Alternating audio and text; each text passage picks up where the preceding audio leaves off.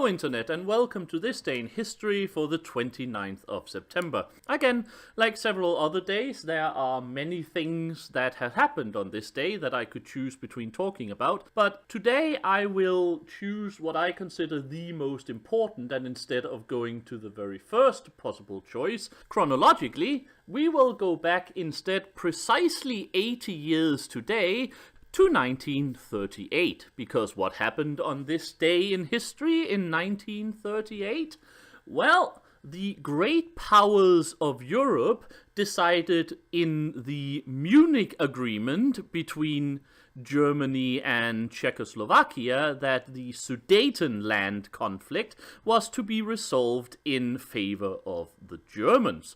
They, of course, did this because they did not want another world war, as they had ended only 20 years prior, especially not one with Adolf Hitler and his Nazi-dominated Germany, which had been heavily rearming themselves in the last 5 years. And, well, they figured the best way of doing this was to basically give Hitler what he wanted, because of course then at the end he would stop making all these silly, irrational and incredible demands and settle down to be part of a peaceful Europe. Well, we all know how that ended. Peace in our times, my fat Danish butt. Neville Chamberlain. Of course, Chamberlain has had much of the blame in the English-speaking world. In fact, it seems to have been just a generalized idea that we must prevent war at all costs, and these Czechs are really, really naughty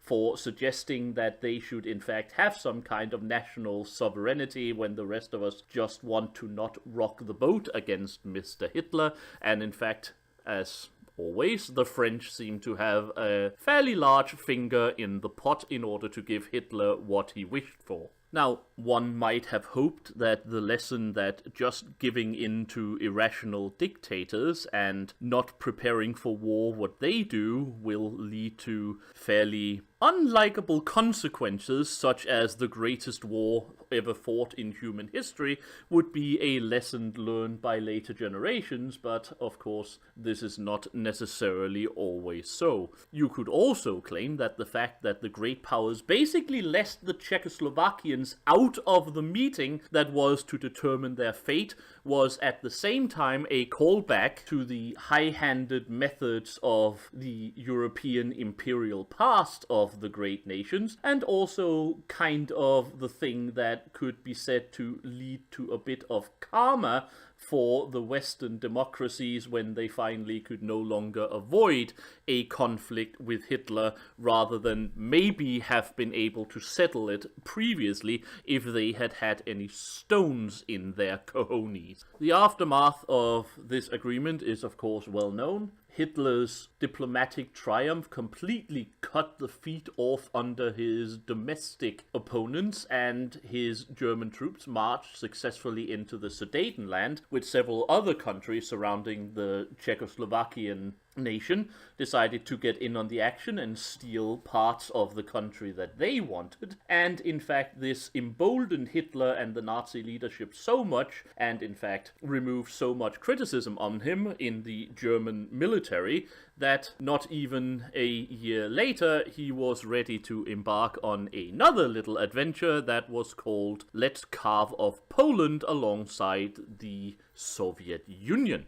Now, I am a great proponent of the idea that war is truly hell and should be avoided if possible, but if we can take one lesson from this day in history, 28th of September and the Munich Agreement, is that if we do not stand on our principles and in fact stand strongly on our principles and be willing to fight with them, eventually we are going to get it straight up the bottom in a far worse way than if we actually stood strong in the first place. Anyway, I hope this have been interesting to you, this 29th of September, the Munich Agreement deciding the Sudetenland problem between Czechoslovakia and Nazi Germany. And until next time, I have been the Sage, and I wish you all a very happy day.